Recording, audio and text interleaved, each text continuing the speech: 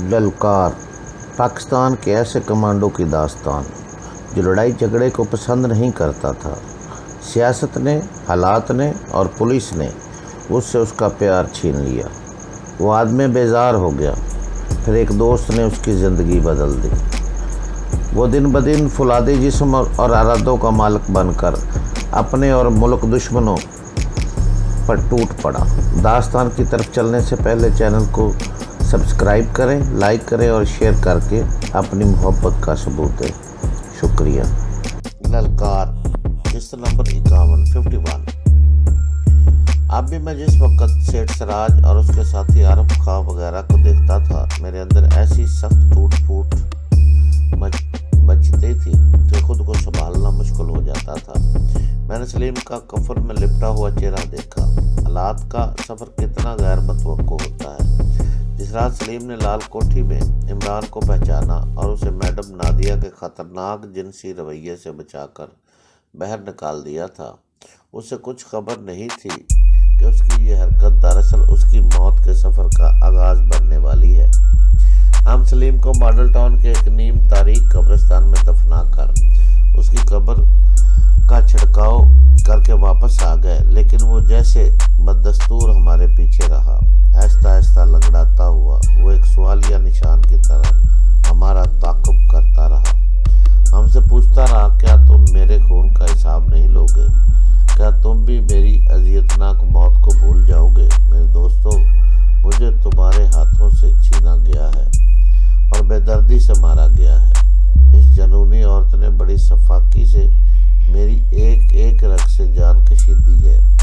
मेरी बदकिस्मती कि तुम मुझे बचा नहीं सके, लेकिन क्या अब तुम मेरे लिए इंसाफ भी हासिल न कर सकोगे? तीसरे रोज़ मैडम सफूरा ने इस मामले पर हम दोनों से लंबी चौड़ी मीटिंग की। वो अकेले में इमरान से बात करना चाहती थी, मगर इमरान ने मुझे भी अपने साथ रखा। बज़ाहिर मेरे साथ रहने का कोई फ़ायदा नहीं था, लेकिन वो जानबूझकर मुझे साथ रखता था, जैसे हर मामले में मेरी तरबियत का ख्वाह हो। कम अज़ कम मेरी समझ में तो यही बात आती थी। आज मैडम का रवैया बिल्कुल बदला हुआ था। वो इस मौजू पर कोई बात नहीं करना चाहती थी कि सलीम की मौत कैसे वाक़या हुई। वो इस पर भी इसरार नहीं कर रही थी कि उसने खुद ही छलांग लगाई है। वो इस किस्से को ही नहीं छेड़ना चाहती थी और हमें से ये समझाने की कोशिश कर रही थी, जो होना था वो हो चुका, अब इसकी गहराई में जाने का कोई फ़ायदा नहीं। मतलब वो हमें ये भी बता रही थी कि उसे नादिया से बढ़कर कोई चीज़ अजीज़ नहीं और उसे किसी भी सच्चे या झूठे इल्ज़ाम से बचाने के लिए वो बड़ी से बड़ी कीमत दे सकती है।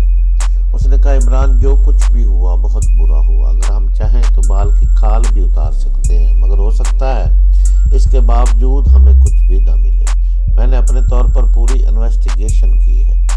यहाँ किसी चीज़ का कोई वाज़ेह सबूत नहीं। ये बात तो हम भी जानते हैं कि सर की चोट के सबब सलीम ठीक तौर से खड़ा नहीं हो सकता था। ऐन मुमकिन है कि उसने जानबूझकर अपनी जान ना ली हो। वो खिड़की के पास गया हो, किसी को पुकारना चाहता हो, मगर तवाज़ुन खोकर गिर गया हो। मैं यही कहूँगी कि क्यों न हम एक रास्ता अख्तियार करें जो सब के लिए बेहतर हो। बेशक ज़िंदगी की कोई कीमत नहीं होती, लेकिन मादी नुकसान का मदावा तो किसी न किसी हद तक किया जा सकता है। मैंने अपनी नई स्कीम में कनाल के 2 प्लाट सलीम की बेवा के नाम कर दिए हैं। मार्केट में इनकी कीमत अब भी 1.5 करोड़ से कम नहीं। उसे 25 लाख रुपया नकद दिया है। और हाँ, किसी तरह शक ज़हन में न रखना, ये सब कुछ हलाल की कमाई है। मैं और मेरे मरहूम शौहर ने रियल एस्टेट का काम शुरू किया था। उसमें अपना बहुत सा खून पसीना एक किया हुआ है। इमरान अब खामोश था। उसके बाद मैडम ने एक और काम किया। उसने अपना शोल्डर बैग खोला और बोली, देखो इमरान, तुम्हारे दोस्त सलीम की मौत ने तुम तीनों का नुकसान भी तो किया है। मैं एक बार कहती हूँ कि ज़िंदगी का कोई निहमल बदल नहीं, मगर कुछ तो होता है ना, और ये मैं करना चाहती हूँ। उसने चेकबुक निकाली, इसमें से एक चेक साइन किया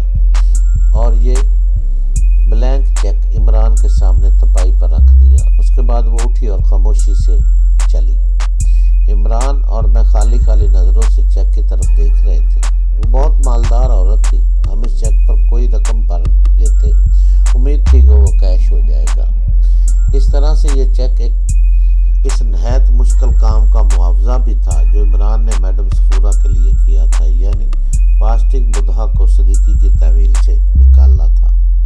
یہ چیک اگلے روز تک یوں ہی شیشے کی تپائی پر پڑا رہا۔ پھر میں نے اندازہ لگایا کہ عمران نے اسے اٹھا کر اپنے پاس رکھ لیا۔ یوں لگتا ہے کہ عمران نے خود کو سنبھال لیا ہے۔ دھیرے دھیرے اس کی غم و غصے کی کیفیت مانند پڑنے لگی۔ اگلے روز اس نے کھانا بھی کھایا اور ہلکے پھلکے انداز میں 2-4 باتیں بھی کی، لیکن کیا وہ اندر سے واقعی سنبھل رہا تھا؟ یہ سوال خاصا اہم تھا۔ اس کی ظاہری حالت سے اس کی دلی کیفیت کے بارے میں جاننا اس کے نہایت قریبی ساتھیوں کے لیے بھی دشوار ہوتا تھا۔ میرا تو اس کے ساتھ تعلق بھی بہت پرانا نہیں تھا۔ میں نے اقبال سے پوچھا، تمہارا کیا خیال ہے؟ کیا عمران نے واقعی یہ صدمہ سہ لیا ہے؟ ہو سکتا ہے اور نہیں بھی، اقبال نے گول مول سا جواب دیا۔ میں اور اقبال باہر لان میں بیٹھے باتیں کر رہے تھے۔ اقبال کی ٹانگوں کی حالت اب پہلے سے بہتر تھی۔ ایک اسپیشلسٹ ڈاکٹر روزانہ اسے دیکھنے کے لیے آ رہا تھا۔ کہیں وہ کوئی انتقامی کارروائی تو نہیں کرے گا؟ میں نے اقبال سے پوچھا۔ میرے خیال میں نہیں، اور اس کی وجہ تم ہو، اقبال نے جواب دیا۔ میں؟ ہاں، تم اس وقت ہمارے ساتھ ہو۔ عمران ہرگز نہیں چاہے گا کہ وہ اس کشیدہ معاملے کو اور زیادہ کشیدہ کرے، کیونکہ ایسا ہوگا تو اس کا اثر تم پر اور تمہاری فیملی پر بھی پڑے گا۔ اس لحاظ سے تو میں سمجھتا ہوں کہ نادیہ الو کی پٹھی کی قسمت اچھی ہے کہ تم ہمارے ساتھ ہو، ورنہ ہم لنڈورے تو کچھ بھی کر سکتے تھے۔ ہاں، ایک بات کا امکان اب بھی ہے، اقبال مدھم آواز میں بولا۔ وہ کیا؟ وہ کسی اور طریقے سے اس کو قرار واقعی سزا دلا سکتا ہے۔ اس کے ہاتھ کافی لمبے ہیں۔ اقبال کا لہجہ معنی خیز تھا۔ اقبال کی ہر بات میری سمجھ میں آ رہی تھی۔ اس سے پہلے سیٹھ سراج کے ایکسیڈنٹ والی مثال میرے سامنے تھی۔ وہ ایک چھوٹے پیمانے کی کارروائی تھی، مگر عمران نے اس طرح کی تھی کہ نہایت خوفزدہ پریشان ہونے کے باوجود میں نے بھی دلچسپی محسوس کی تھی۔ کیا اب بھی وہ ایسا کچھ کر سکتا تھا؟ کیا واقعی اس کے پاس قابل اعتماد دوستوں کا کوئی ایسا سیٹ اپ موجود ہے جن کے ذریعے وہ بوقت ضرورت کسی بھی شخص کو مصیبت میں ڈال سکتا ہے؟ کیا وہ یہاں بھی اس سیٹ اپ کو حرکت میں لانے کی ہمت کرے گا؟ اس آخری سوال کا جواب خاصا مشکل تھا۔ سیٹھ سراج کے خلاف ایک معمولی نوعیت کی کارروائی کی گئی تھی، مگر یہاں لال کوٹھیوں میں ایک کبیر صورتحال پیدا ہو چکی تھی۔ 90% امکان اس بات کا تھا کہ چھوٹی میڈم نادیہ شفاقانہ طریقے سے ایک قتل کی مرتکب ہو چکی ہے۔ اب اگر نادیہ کو سزا دینے کی بات ہوتی تو پھر اس معاملے کو بہت آگے تک چلے جانا تھا۔ میں نہیں سمجھتا تھا کہ عمران اس موقع پر اس طرح کا کوئی بڑا رسک لے گا۔ وہ آج صبح سے میڈم کی فراہم کردہ ٹویوٹا کار لے کر نکلا ہوا تھا۔ اس نے بتایا بھی نہیں تھا کہ کہاں جا رہا ہے۔ بس میرا اندازہ تھا کہ وہ ثروت اور ناصر بھائی کے ایڈریس کے سلسلے میں حاجی صاحب سے ملنے بھی جائے گا۔ شام کو میرا اندازہ درست ثابت ہوا۔ وہ واپس آیا تو اس کے پاس وہ اکاؤنٹ نمبر اور ایڈریس موجود تھا جہاں حاجی صاحب نے قریباً 1 لاکھ یورو کا پے آرڈر ارسال کرنا تھا۔ یہ فرینکفرٹ جرمنی کا ایڈریس تھا۔ یقینی بات تھی کہ اس بینک اکاؤنٹ سے ناصر بھائی کی قیام گاہ کا سراغ بھی لگایا جا سکتا تھا۔ یہ ایک بڑی کامیابی تھی۔ طویل عرصے بعد یہ پہلی حقیقی مسرت تھی جو مجھے حاصل ہوئی۔ حاجی صاحب کے ساتھ عمران کی جو گفتگو ہوئی تھی اس سے معلوم ہوا تھا کہ ثروت کی منگنی تو ہو چکی ہے، مگر شادی کا پروگرام ابھی طے نہیں ہوا۔ عمران کا پاسپورٹ تو موجود تھا، مگر مجھے پاسپورٹ کی ضرورت تھی۔ پتہ نہیں کیا بات تھی، تقریباً ہر چھوٹے بڑے محکمے میں عمران کی کوئی نہ کوئی واقفیت نکل آتی تھی۔ وہ پاسپورٹ کے دفتر سے بھی ہوتا ہوا آیا تھا۔ اس نے بتایا، کل ہم جائیں گے، ہمیں لائن میں لگنے کی ضرورت نہیں پڑے گی۔ ہمارے جانے تک فارم تقریباً تیار ہوگا اور پاسپورٹ فیس بھی جمع ہو چکی ہوگی۔ بس تمہارے شناختی کارڈ کی ضرورت ہے۔ مگر شناختی کارڈ تو گھر میں ہے۔ وہ بھی لیتا آیا ہوں یار، والدہ کی خیر خیریت بھی پوچھ آیا ہوں۔ وہ تم سے ملنے کے لیے بےتاب ہے، بلکہ پورا گھر بےتاب ہے۔ کل پاسپورٹ آپ سے واپسی پر ان سے تمہاری ملاقات طے ہے۔ اس کے علاوہ تمہاری پسندیدہ ڈش قیمہ کریلے اور بریانی وغیرہ کا لنچ بھی فائنل ہے، اس نے شناختی کارڈ میری جیب میں ڈالتے ہوئے کہا۔ اگلے اس کا ہر کام طوفانی انداز میں ہوتا تھا، برق رفتار اور اندھا دھند، جیسے یہ دنیا ایک بہت بڑا کنواں تھی اور وہ ہر وقت اس میں موٹر سائیکل چلاتا تھا۔ اگلے روز ہم نے ارجنٹ پاسپورٹ اپلائی کیا۔ خرچے کے لیے میرے پاس وافر پیسے موجود تھے، یہ وہی 2-6 کے کھیل والی انعامی رقم کی کمائی تھی۔ پاسپورٹ آفس سے فارغ ہو کر ہم اس رہائش گاہ کی طرف روانہ ہو گئے جہاں عمران نے میرے اہل خانہ کو ٹھہرایا ہوا تھا۔ یہ عمارت ڈیفینس میں واقع تھی۔ میری سانس تیز چل رہی تھی اور دھڑکنیں زیر و زبر ہونے لگی تھی۔ آج کئی ماہ بعد آخر وہ دن آ گیا تھا جب میں اپنے گھر والوں کے روبرو ہونے لگا تھا۔ محبت، خوشی، ندامت، دکھ، بہت سے جذبات میرے اندر گڈمڈ ہو رہے تھے۔ راستے بھر عمران نے مجھے یوں باتوں میں لگائے رکھا، شاید وہ نہیں چاہتا تھا کہ میں زیادہ ٹینشن لوں۔ ایک پرسکون جگہ پر درخت اور پھولوں کی گھری وہ ایک خوبصورت کوٹھی تھی۔ گیٹ پر باوردی گارڈ نظر آ رہا تھا، یہ کوئی ریٹائرڈ فوجی تھا۔ اس کی آنکھوں میں عقابی چمک تھی۔ عمران گاڑی اندر لیتا چلا گیا۔ پورچ میں بھی ایک سادہ پوش گارڈ موجود تھا۔ اس نے گاڑی کا دروازہ کھولا۔ میں نے ذرا دھیان سے دیکھا تو یہ عمران کا وہی آصف نامی ساتھی تھا جس نے عمران کے گھر ہماری غیر موجودگی میں قادر لمبے کی حفاظت و نگرانی کی تھی۔ والدہ فرا اور عاطف بڑی شدت سے میرا انتظار کر رہے تھے۔ ان سے میرا ملاپ ناقابل فراموش اور نہایت رقت آمیز تھا۔ اس ملاپ کی کیفیت میں شاید لفظوں میں بیان نہ کر سکوں۔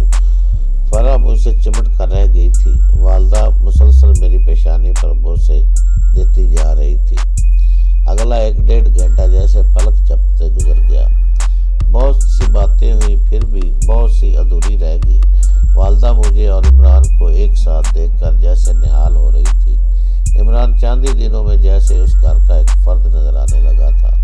والدہ اسے بڑی روانی سے بیٹا اور فرا بھائی جان کہہ کر پکار رہی تھی۔ یہ سب لوگ جیسے عمران کے سحر میں گرفتار تھے۔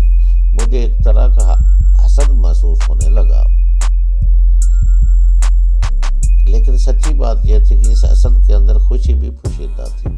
عاطف عمران کی چوٹوں کے بارے میں بار بار پوچھ رہا تھا۔ عاطف کے سوال کے جواب میں عمران نے کہا، یار میرا تو کام ہی چوٹوں کا ہے، تمہیں کہا تو ہے کہ کسی دن سرکس آؤ اور تماشا دیکھو، تمہیں پتہ چلے گا کہ وہاں ہمارے لیے کیسی کیسی کلاسیکل چوٹوں کا اہتمام کیا جاتا ہے۔ کوئی بھی فنکار اس سہولت سے محروم نہیں ہے۔ کوئی موت کے کنویں میں اوندے منہ گر کر مزے لے سکتا ہے، کسی کو ہاتھی کے پاؤں کے نیچے آنے کی آس ہوتی ہے، کسی کو بپھرے ہوئے شیر سے جپی ڈالنے کا موقع مل جاتا ہے، مگر بھائی آپ تو اتنی سخت جپی کس نے ڈالی ہے؟ فرا نے عمران کے چہرے کی خراش اور نیلوں کی طرف اشارہ کرتے ہوئے پوچھا۔ ساری باتیں تمہیں یہی بتا دوں گا تو پھر تم شو دیکھنے کیسے آؤ گی؟ عمران نے اس کے سر پر ہاتھ رکھتے ہوئے بزرگانہ انداز میں کہا۔ والدہ کی آنکھیں آنسو سے لبریز تھی۔ وہ مجھے علیحدہ کمرے میں لے گئی۔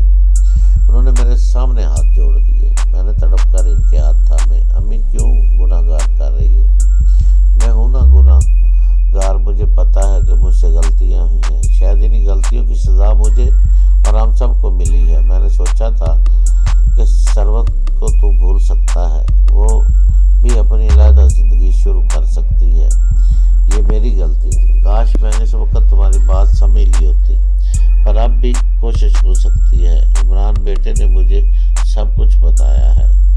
وہ کہتا ہے کہ ناصر جرمنی میں ہے، اس کا ایڈریس اور پتہ بھی چل گیا ہے۔ وہ کہتا ہے کہ وہاں ثروت کی بات وغیرہ تو طے ہو گئی ہے، لیکن شادی کے بارے میں ابھی کوئی تاریخ طے نہیں ہو سکی۔